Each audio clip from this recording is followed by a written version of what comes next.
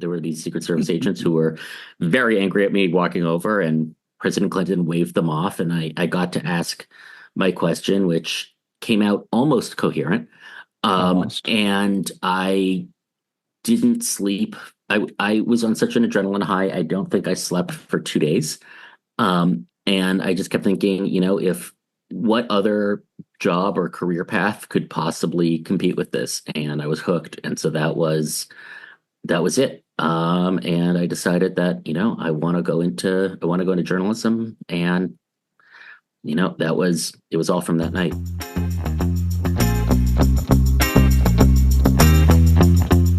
All right, today we're talking with Jared Wiener, a journalist, news producer, and the founder of Fourth, a news app for and by verified journalists. We discuss a little bit about his background and a little bit about the upcoming election, of course. Please make sure you vote today and tomorrow, and we hope you enjoy this episode.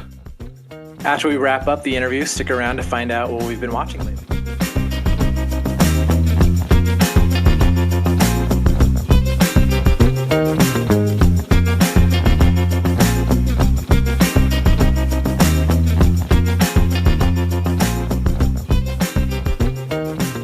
I forgot about your radio experience. That's right. AM radio, right? 1460 WVOX on your AM dial. You still got the sting. Is that what it's called, the sting? Sure. I mean, the radio station just went out of business in the last 2 months. So, but we did Sting. There was Stings, the legal ID, all that fun stuff, and then my still favorite was to do the WVOX WRTN Union State Bank weather phone at 914-636-0110. Want to do better on credit cards? At Union State Bank, we offer low-rate Visa and MasterCards. Union State Bank, do business with us, do better with us. Member FDIC. It has never left you. Never left me, yeah. The golden voice of radio. Yep. Now, was that the start to your journalism interest or news interest? Sort of. So we're just going right in. This is the We're coldest just of right cold in. opens. You know what? Yeah, It's the ice cold. Yeah. So it's funny. I started.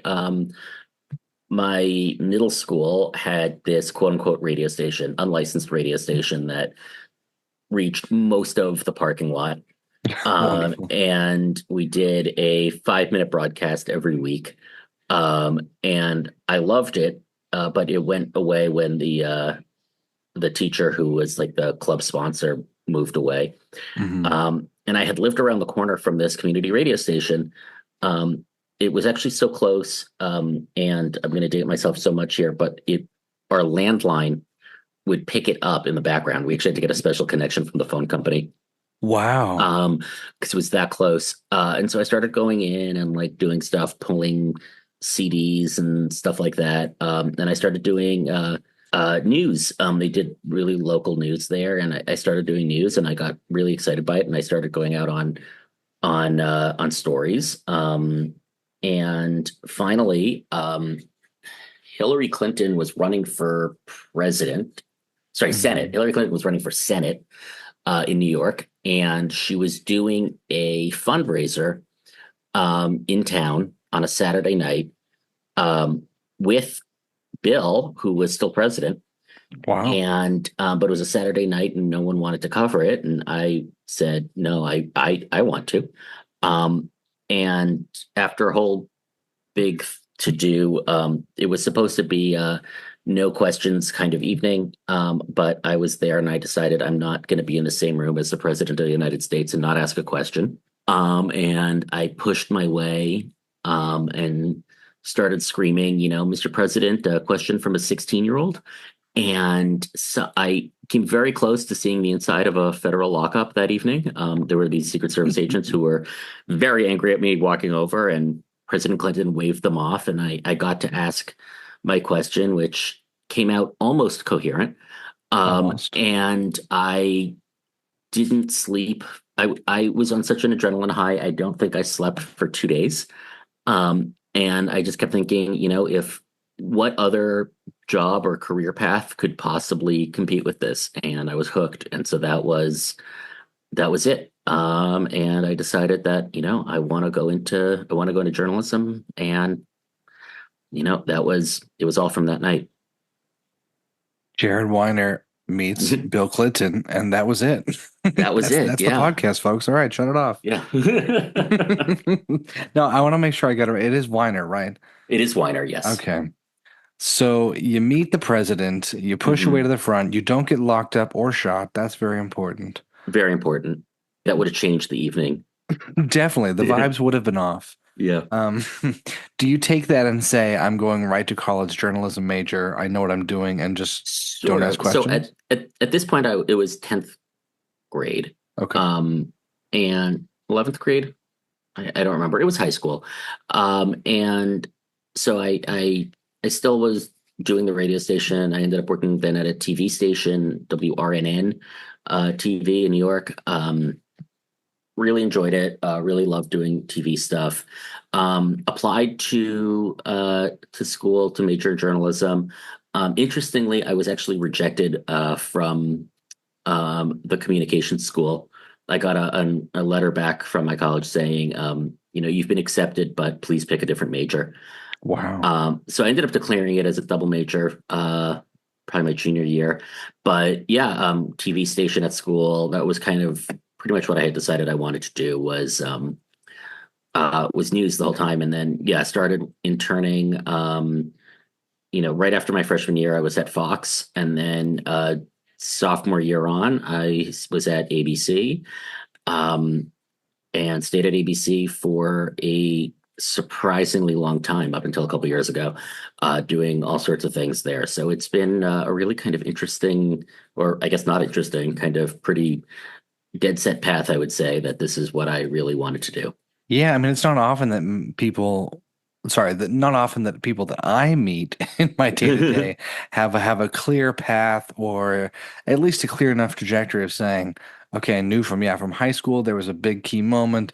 I followed it, pushed through career and otherwise to where I was. Yeah, I mean, just over the weekend with my friends, it was people who were dead set on engineering because their dad told them to.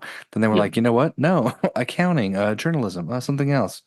Um, do you feel like now with where you're at, if you could do it all over again, you'd do it the same way? Would you do anything different in the change of like social So I media mean, or otherwise? Or yeah, I mean, I feel like this is probably why I'm here today. yeah, We're at kind of a really interesting point in the state of media, and news media especially, where it's not necessarily, there's a lot of change going on, and I think we need to figure out a way to or figure out what's next. It's funny. I started, one of the reasons I was so attracted to television when I was younger was, in my mind, that's what people actually consumed. hmm And I wanted to, go after the largest audience. And television still, of course, has a very large audience, but it's waning. yeah, I'm guessing that the vast majority of people who are probably listening to this right now are probably not watching broadcast television news. It just isn't something that I'm guessing, that demographic really does anymore. But at the same time, we don't really have a whole lot that really fits the new way that people are consuming media. yeah, Entertainment, as usual, kind of leads the space, and of course, we're doing all sorts of on-demand streaming, which that's not exactly a surprise to anyone who I can't count how many streaming service subscriptions I have right now. But news doesn't really work like that, right? You're never gonna like sit down and watch, you're not going to binge on news. That doesn't really happen. Or you're not going to the whole consumption patterns are completely different. And at hmm the same time, you're probably not, I, you're probably not watching cable. You probably don't have cable. You're probably not watching TV like that in the same way, because why would you care like what time something airs? I mean, I think sports is of course the big exception, but otherwise, why would you consume anything that way?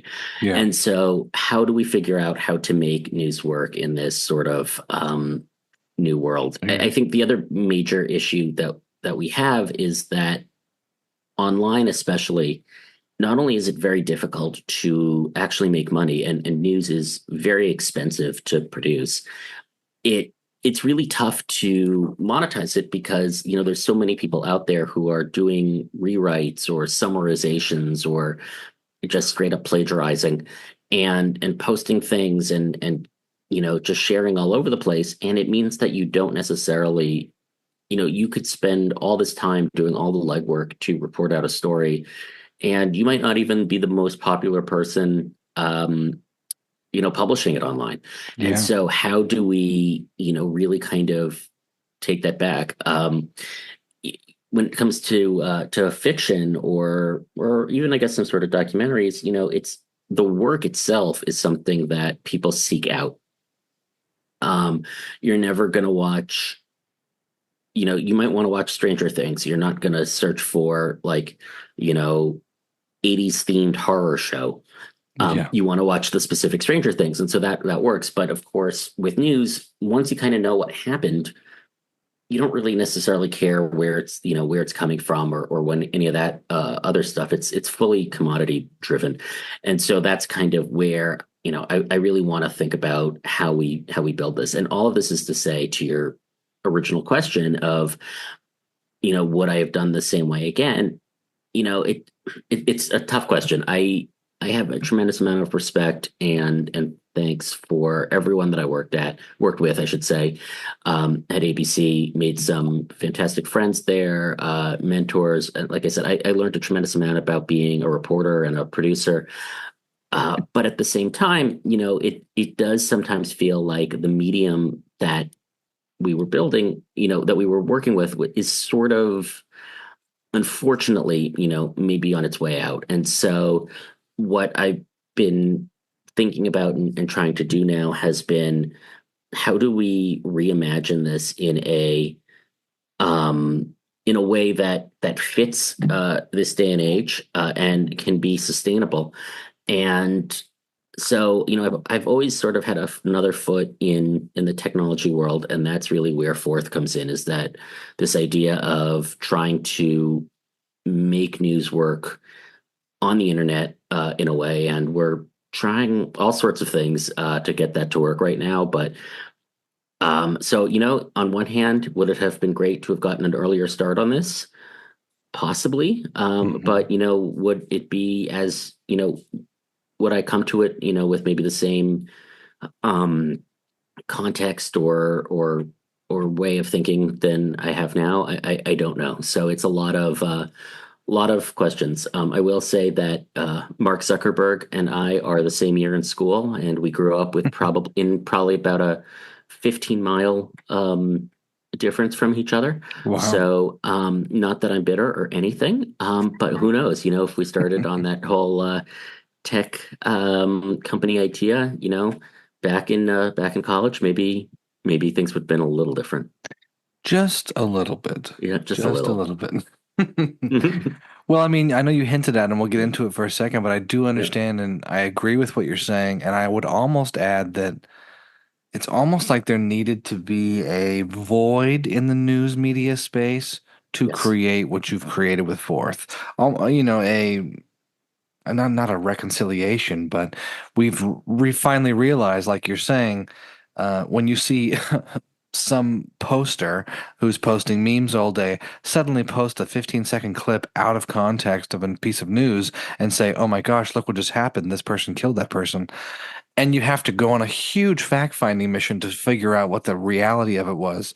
I don't think that was as clear, maybe even like 7, 8 years ago, where it is now, right? Yeah, and this is an interesting thing. One of the projects that I worked on at ABC was our internal method of tracking newsworthy social media posts, or what they refer to as UGC, or user generated content. Hmm. And it was always interesting to me that this kind of dichotomy that in the wake of a news event, hurricanes or I mean, weather was always a big one, but all sorts of things, disasters of some sort, all sorts of big problem, like big major stories. There was always a tremendous amount of material coming in, videos and photos from eyewitnesses, which of course have never existed in the past. That all of a sudden you had video of things really happening as the news was breaking, but at the same time there was also a tremendous amount of people who were just making stuff up. Yeah. There's a fairly infamous video clip, or a photo, I should say, of a shark on a highway.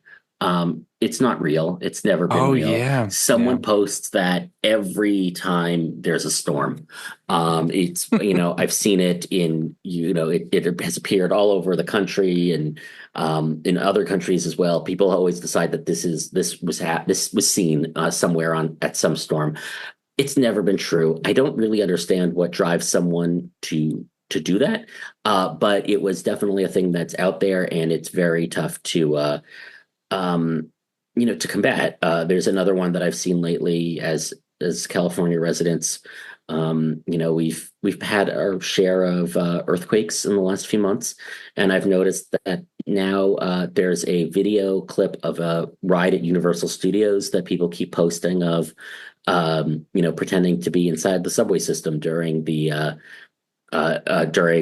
earthquake. None of this is true. And so, yeah, it's tough to be able to say, this is real, this isn't. And at the same time, I do feel that it's problematic, because, we've also reached this definite perspective, this really kind of interesting or problematic point, I think, in our country's history, where we now all seem to have, we can't even necessarily agree as a country on what's true.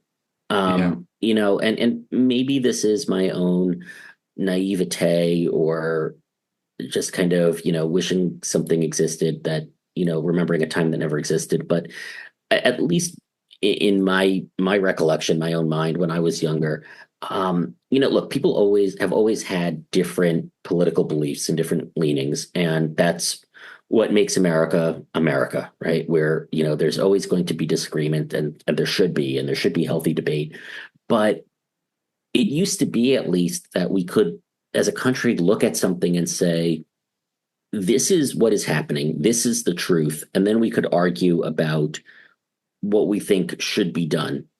And now that's not even necessarily the case. We all have our own truths. We all have different facts, and it muddies up this idea of, can we even know the truth?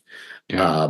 And that, I think, is very dangerous. And so, one thing that I would love is to be able to at least get more people together and say, this is what's happening. And yes, we can disagree and interpret things in all sorts of ways, but the actual ground truth needs to be, of what is happening, needs to be shared.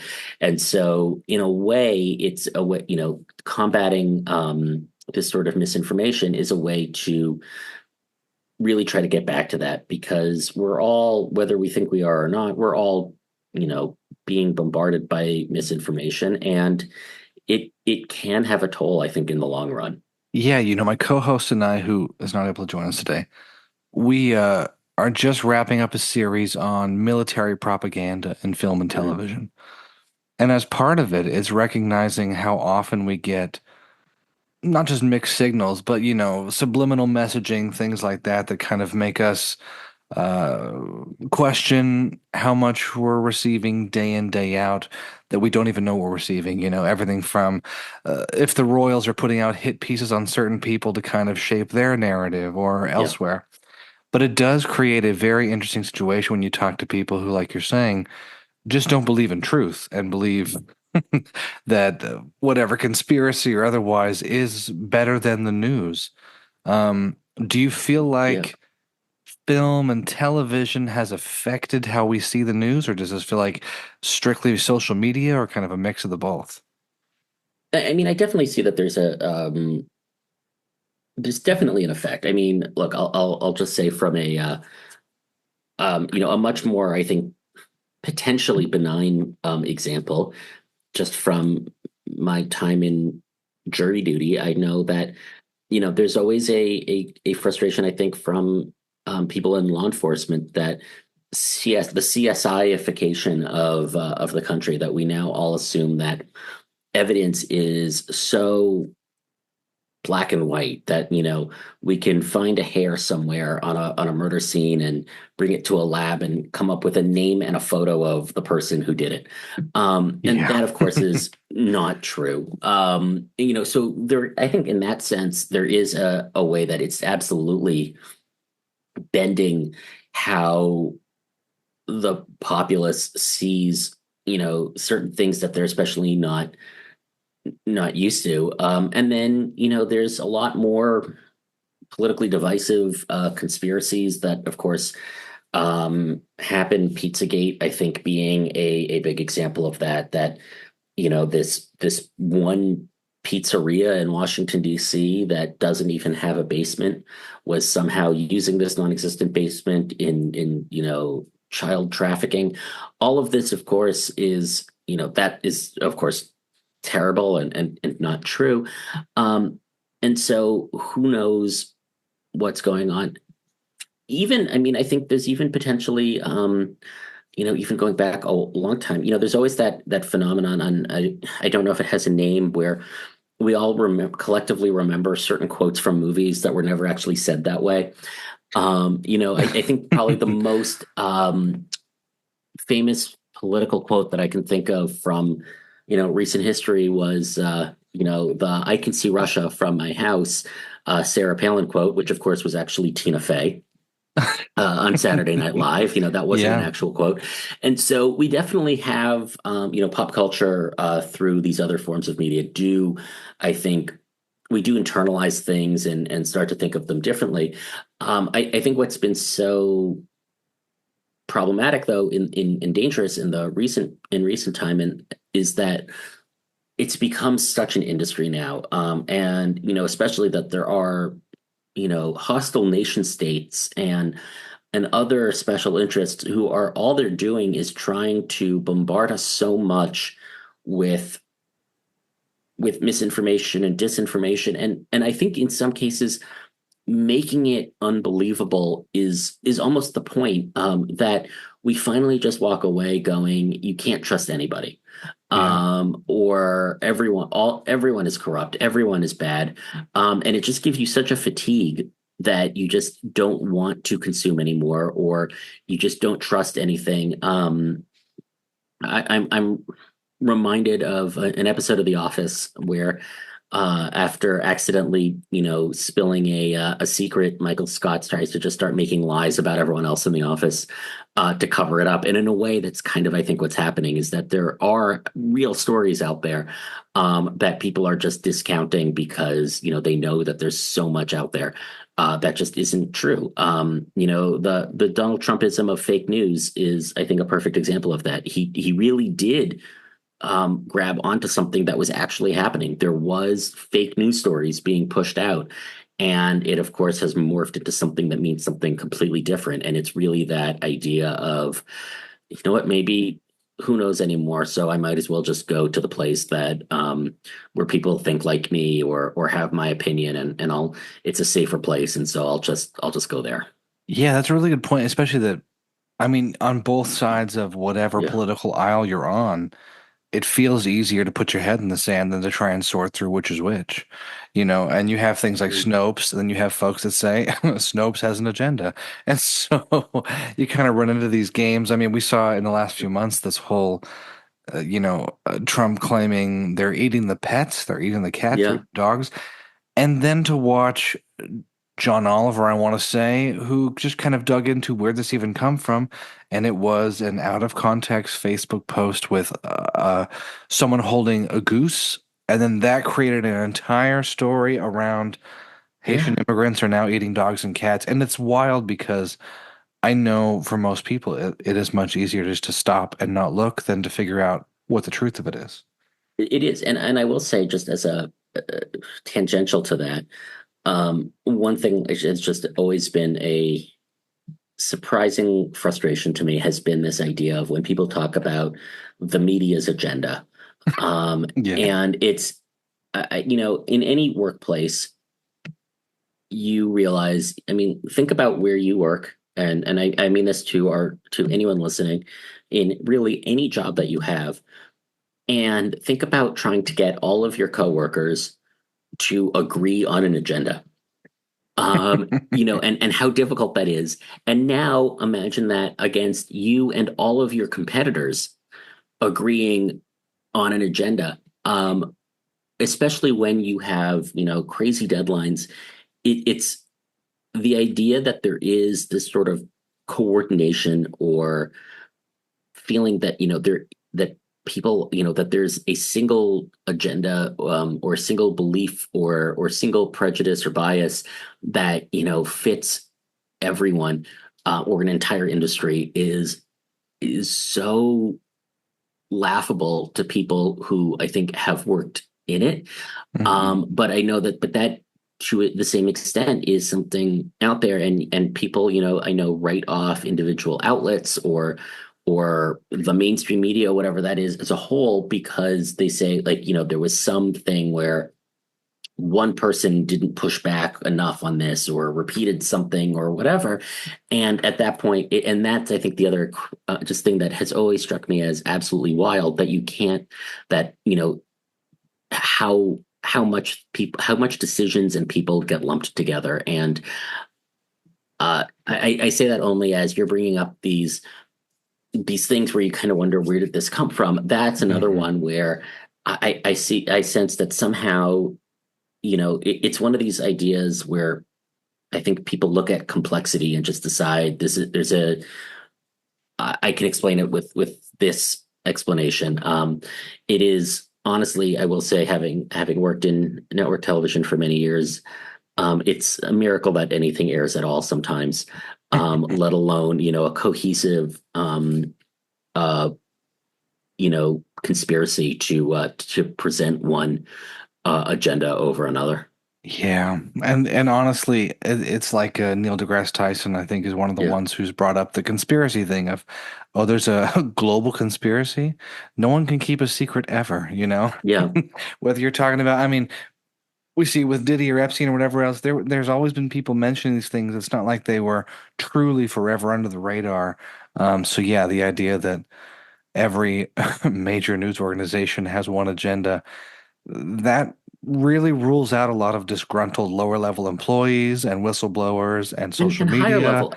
Yeah. Yeah. I mean, what's crazy, actually, and one of the reasons that what we wanted to kind of do with Fourth was to open up a little bit of that process, that even, I mean, conspiracies aside, or agenda aside, it's really incredible sometimes when you actually see the the editing process, in action, that there are people, reporters and editors and stuff, who can obsess so much over specific words and, wording, and what does this imply, what is the tone of this, all of that stuff together, and then to just realize that that's, it's not even is it a disgruntled employee, it's just, you know just the way that people can disagree on, just flat out outright, to be able to say, I want to write it this way, I want to write it that way. It's there's that kind of tension as well, just flat out in the open. And of course, that's a great thing, that is what makes a better product in the end. But it's so there's so many, people with hands and things all the time. I mean, just look at, like, the credits of any television show or movie, and then imagine basically that team on every individual story that you're watching. And that's really when things start to get, like, there could be so many people working on something, or so few, depending on what it is and the outlet. But ultimately, there's a lot of different people with their hands on a story, and it's very tough, I would say, to surreptitiously push something, or you know intentionally deceive. I mean, look, has that happened? Yes, there's been some very high profile cases of, um, plagiarism or fabrication of stories, Jason Blair, the whole Shattered Glass story, that all those things have existed, but it's exceedingly rare for something like that to happen, just because so many people who really do care are really involved in it. I mean, and that's the other thing I would ask people to kind of take away is, there's a joke that it's not really a joke, but half joke, I would say, that the no one goes into journalism or news for the pay or for the hours.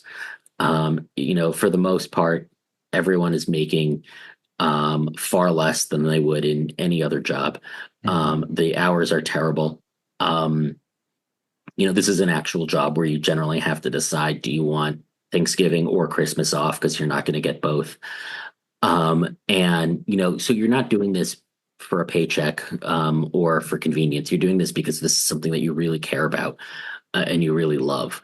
And I say that only because these are people who have such, a desire to see the greater good in this, or the idealistic version of informing the public, bringing the truth, speaking truth to power. All of those cliches is what really, I think, gets reporters up in the morning.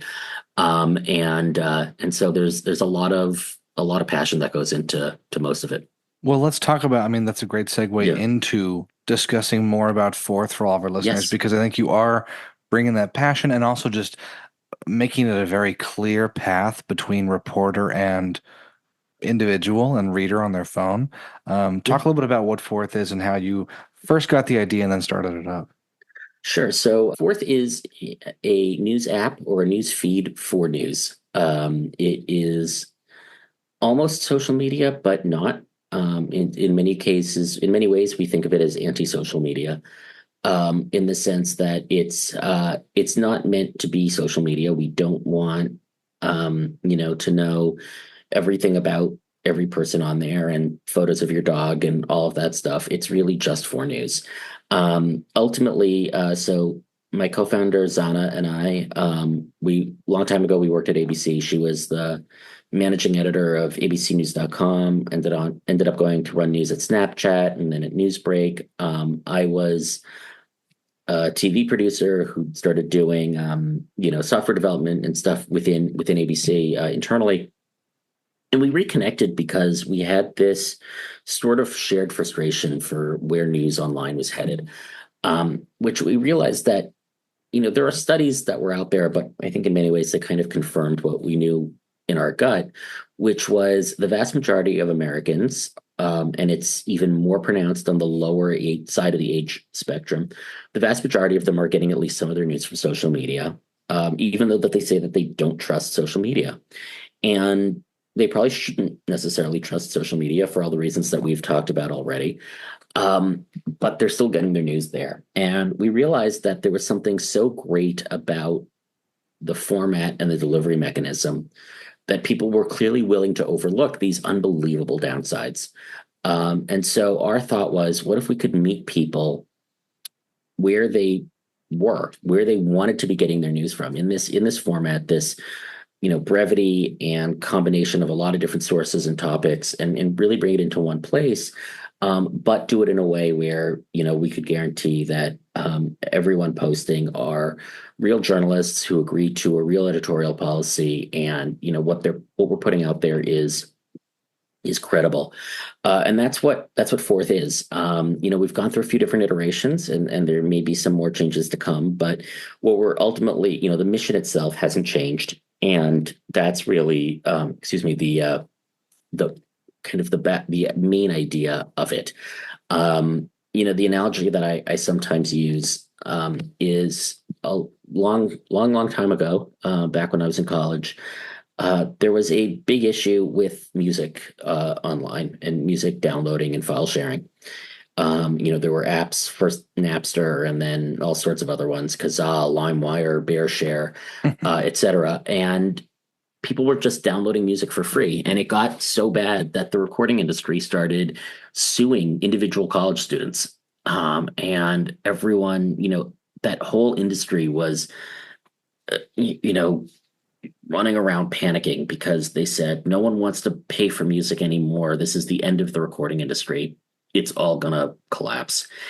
And ultimately, iTunes came out and Apple said, look, it's not that people don't want to pay for music, it's that people don't want to pay for CDs. Mm-hmm. And we can repackage the same music that you're producing, but in a format that people actually want it. And we'll sell it and we'll still make money off of this. And you know what? It worked. Of Yeah. course, things have changed. There's now Spotify and other forms of this, but ultimately, that was the issue, was the CDs. And that's what we're really trying to do, is figure out what the corollary, or, the current version of that is for news today. I truly believe that we are at a time in history where I think news consumption has been incredibly high. People definitely want to know what's going on around them, locally, nationally, in their individual, the niches that they follow.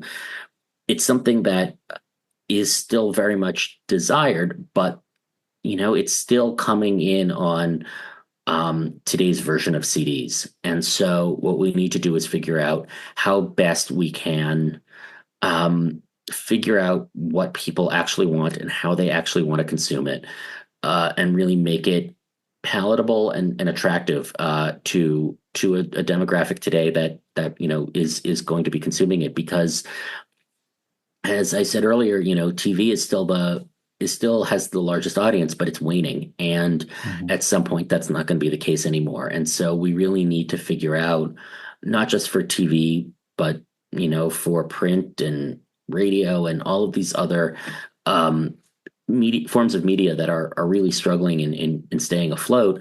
We need to figure out how to make this profitable again and be able to continue, um, you know, letting reporters continue to do the reporting that they want to do, because it hasn't gotten any less needed or wanted. We just have seemed to have gotten to a point now where we just can't pay for it. Yeah, and to that point, I know people might ask, how are you paying for, or, how is Yes. Fourth monetized?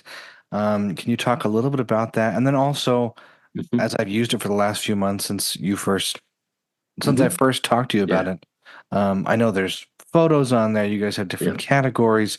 Maybe talk about, yeah, where you're at with who's writing, who's got their stuff on there, and Yes. kind of how it's growing. So first of all, I should just say forth.news, FORTH.news is our website. You can download our app from there as well. Um, And yes, and as I said, it's a news feed for news. We have categories that you can follow. You can follow individual reporters. You can follow individual news organizations as well. And this can be local, national, individual verticals as well. The local stuff, we don't have equal coverage around the country. It's something that we're working on. But really, we have all sorts of types of people posting on here, types of reporters, I should say. From there are people that you might see on national television. There are local print reporters. There are radio, local radio. There, print publications, big and small, from all sorts of all parts of the country. We're really trying to bring in, and some are independent or freelance reporters. Some work for big organizations. All of which is to say that we're really open and want to bring in as many different kinds of media, and topics and reporters as possible. And we're still very actively trying to bring on more every day. Ultimately, the main criteria that we look at is a history of credible reporting, and an agreement to our editorial policy. And I say editorial policy, I don't know if how universally understood that is, but basically it's essentially terms of service on the reporter side. It's on our website. You can click through it and read it if you are interested, but it really just outlines how, all of the best practices and policies that we've put in place, to be able to say that, this is credible, and this is what good reporting ultimately actually is. And a lot of news organizations, in fact, I would say virtually every credible news organization has some version of this document. The issue, though, is that it's not always public. And although I will say, as an industry, we've done a really great job in developing these rules and best practices to be able to ensure high quality reporting, we're generally collectively very bad at communicating this to our audience. And so that's something that we really wanted to be able to do as well, is say, these are the rules, these are the policies that we've put in place. They're, that we expect all of our reporters to abide by, and there will be consequences if they don't. We can remove people from the platform. But this is why you should trust what they're saying. And so that's a very big part of what we do as well. Yeah, I'd seen that on your website earlier today while looking just in prep for our Yeah. call, and it was like, oh, you cover the bases there. Facts, Yeah. generative AI, Hmm. violence and gore is kind of covered on there. Anything illegal wise, I thought it was pretty great that, yeah, there's no question if people are interested in having a news app that is different and getting their news from a source that they do trust, they can actually see what these reporters are signing up to stay within the bounds of. Yeah, and that's something that we're really, proud of, is we're really trying to be able to say that you want to know. I mean, this has been kind of the catch 22, I think, of kind of where we are as a society right now when it comes to news online. Is, the good and bad of social media is that anyone can post. Yes. It's out there and everyone can post, but when it comes to news and you really want to know what's actually happening, um, you know, do you want to know what like some guy, Joe Smith has to say about it? Or do you want to know someone who's been covering this for years and, knows this inside out, or is on scene and actually can see what's happening?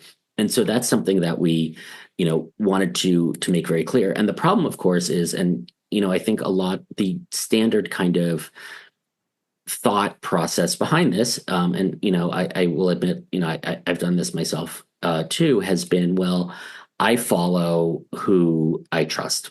I'm on other social media and I follow the people that I trust. What's wrong with that? And there's nothing wrong with that. That's great. But it means that you're limiting really who you're seeing. And so what we wanted to be able to do was say, these are people who are covering the story. You may never have heard of them.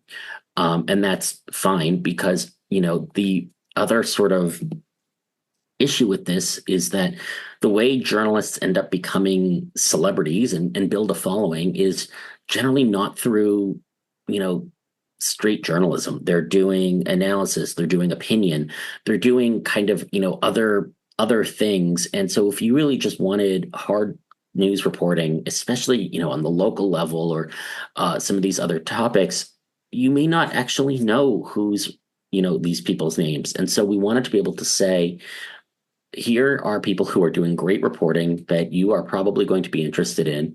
And we can surface it and bring it to you.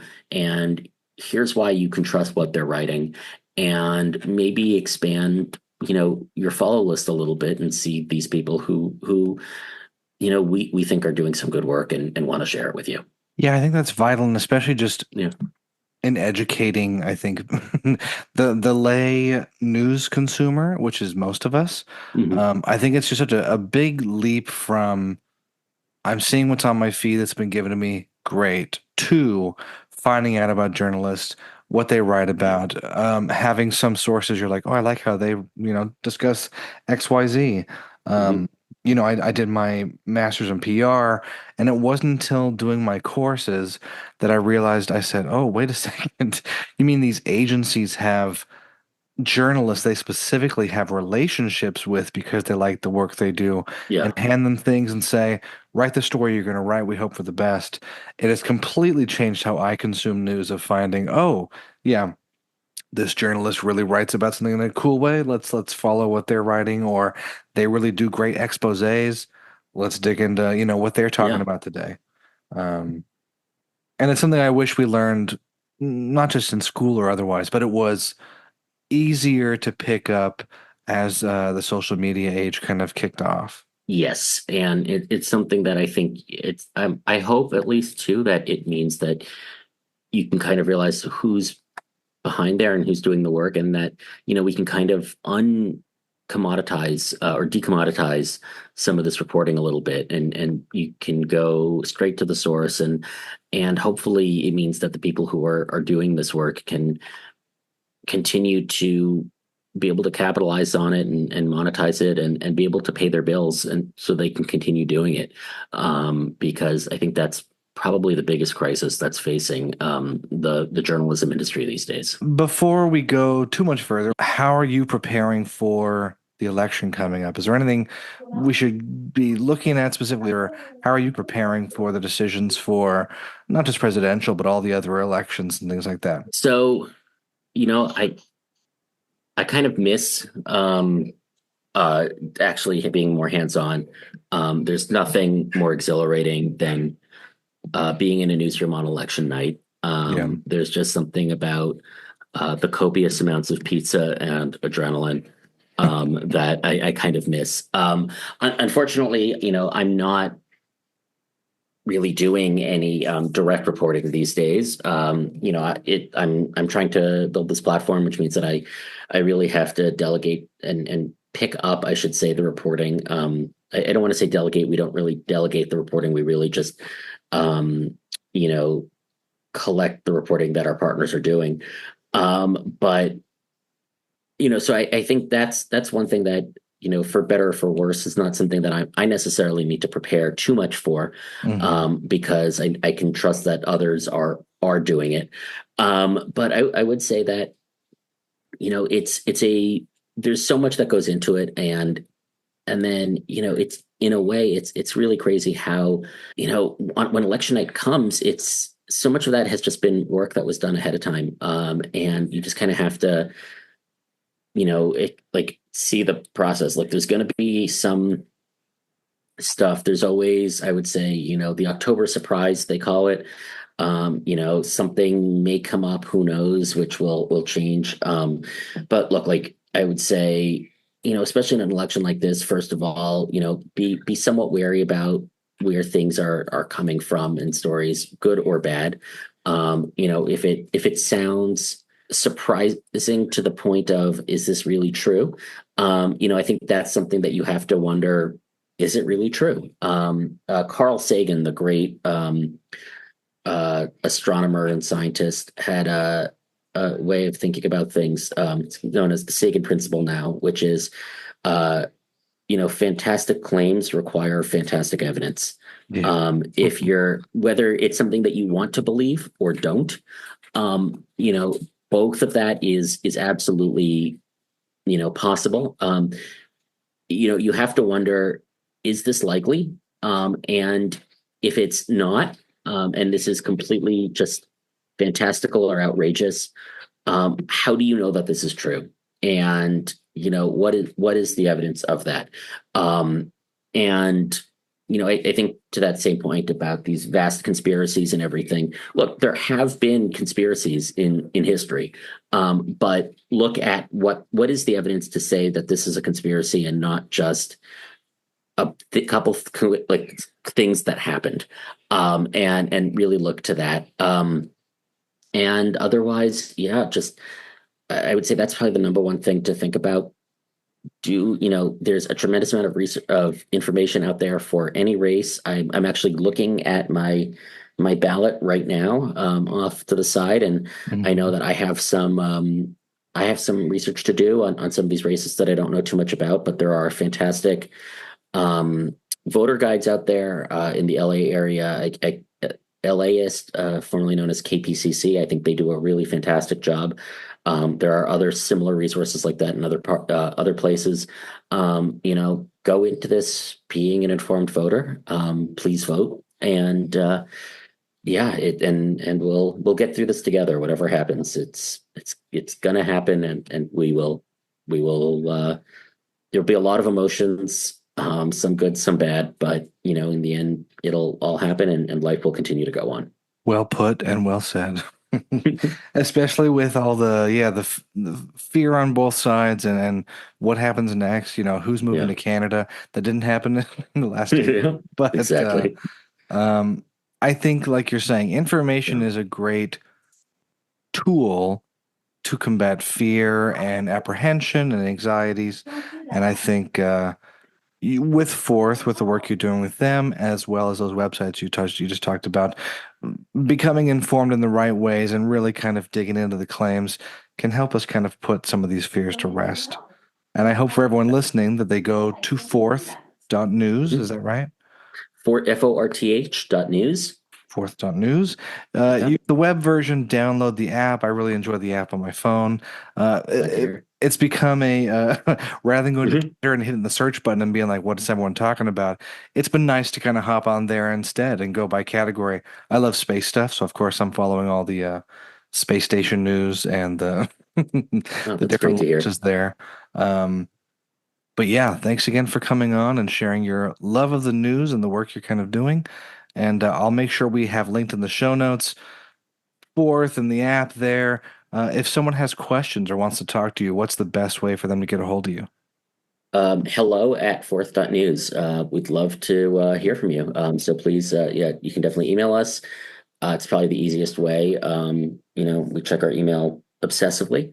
And yeah, good or bad, or just thoughts, suggestions, um, opinions, complaints, whatever it is, please let us know. We'd love to hear from you. Perfect. I'll get that linked in the show notes as well. Yeah, And thank you again, Jared. thank you.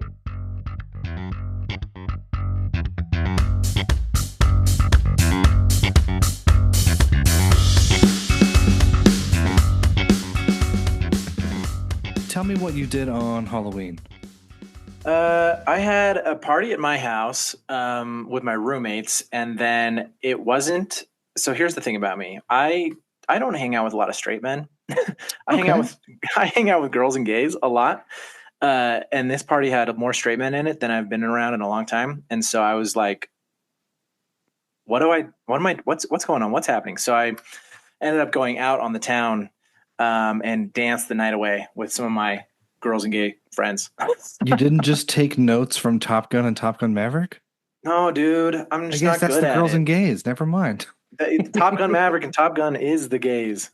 It is the gays. Okay, well that's fun. Did you watch any movies around Halloween that were scary, spooky in between? Yeah, so two things. I watched this movie on Netflix called It's What's Inside. Okay. And I know you just put it on your watch list, so I'm going to talk about it in a way that's not going to spoil it. But it's like if you mixed. Did you see Bodies, Bodies, Bodies? I didn't, which I know is now on HBO or Yeah. something. Okay. So very thematically similar, where it's like a group of friends are in a house on a weekend, and they're all young, they're all beautiful, and just like shit happens. Um, it's incredibly stylistic, very beautiful from the lighting to the set design to cinematography to the costuming. Like it's a beautifully shot movie. But it's kind of a psychological thriller because the plot revolves around this machine that can swap consciousnesses between bodies. And so it's essentially they are playing this game where they're trying to guess who's in whose body. Like it's Ooh. a kind of a playing mafia, who's in whose body. And of course, shit ensues, and it becomes much more thrilling over the course of the movie. But very good movie, very fun to watch. Yeah, and then I also watched a haunting at the Haunting of Hill House, The which series, have the you movie. the series. Okay, I have not, but someone just recommended it to us the other day. It's very good. Yeah. I watched the first episode at night, and it was very Ooh. scary. And then I decided I can't keep doing that. I need to watch them during the day. So watched, I watched the entire thing during the day over the next 2 days. Okay. And very good. like it's it's scary. Um, the acting is good, but the cinematography is amazing. There's one episode in particular in the middle of the season that like has maybe only 5 or 6 scenes, but they're all oneers. And so like Ooh, the first scene is like 12 minutes. It's a 12-minute oneer. And then it cuts, and then like it's another 10-minute oneer. And then it cuts again and it's like another 10-minute oneer. And I'm just like, wow, this is so well done, so cinematic, like just wow. really well done. The story's good. It's a fun, kind of a haunting story. And actually, like, it ends on a really like almost a heartwarming note, I guess. Like, it's emotionally compelling at the end because, like, really, like, the horror genre is about like it's a lot about like confronting your traumas, and if you don't confront your traumas, they're going to haunt you. Yeah. And so it's about getting these characters to learn how to confront their traumas and their shadows.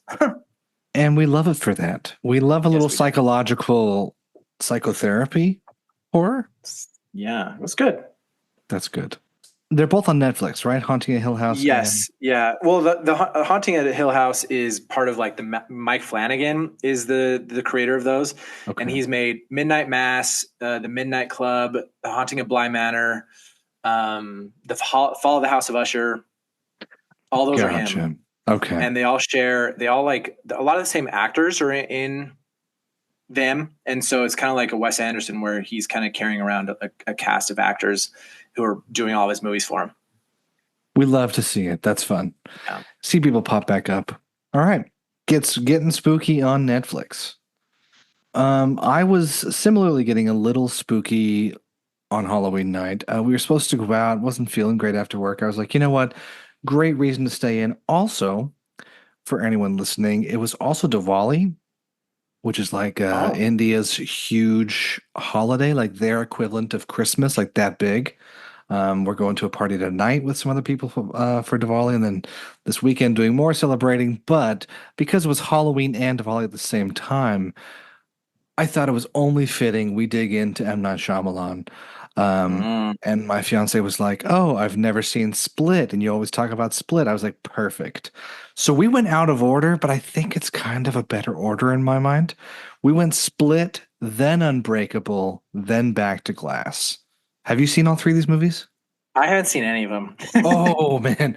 Okay, so here's what I will say. I have learned my lesson with her far too many times of hyping up a movie that I love and then it just never delivers to the same level because in my mind I remember the three or four scenes I love and what it means to me. And you Mhm. watch it and you're like, this is slow. It's very underwhelming in Unbreakable, but the moments that are great. And I think like the story or what it's trying to say, or maybe what M. Night Shyamalan was doing in 2000 was really cool, which is why it stuck with me. Whereas like you watch it with zero context and just the hype, and you go, "This is it." Um, Either way, it's M. Night's take on what if people were actually superhuman in a very grounded way. So Mhm. Unbreakable, we have Bruce Willis finding this out, as well as Samuel Jackson is the flip side, you know. Bruce Willis is unbreakable. Poor Samuel Jackson's bones break all the time. How are these two guys living the same lives? It just means humans have both ends of the spectrum. Split is James McAvoy's is him acting his ass off. Yeah. And only recently did I find out that his role was supposed to be Joaquin Phoenix. And Joaquin Phoenix dropped out, did his Joaquin Phoenix thing, dropped out within a few weeks of the movie shooting. And M. Night's like, hey, James, you want to read for this? And James McAvoy's like, sure, fun, why not? He does an amazing job taking on multiple personalities.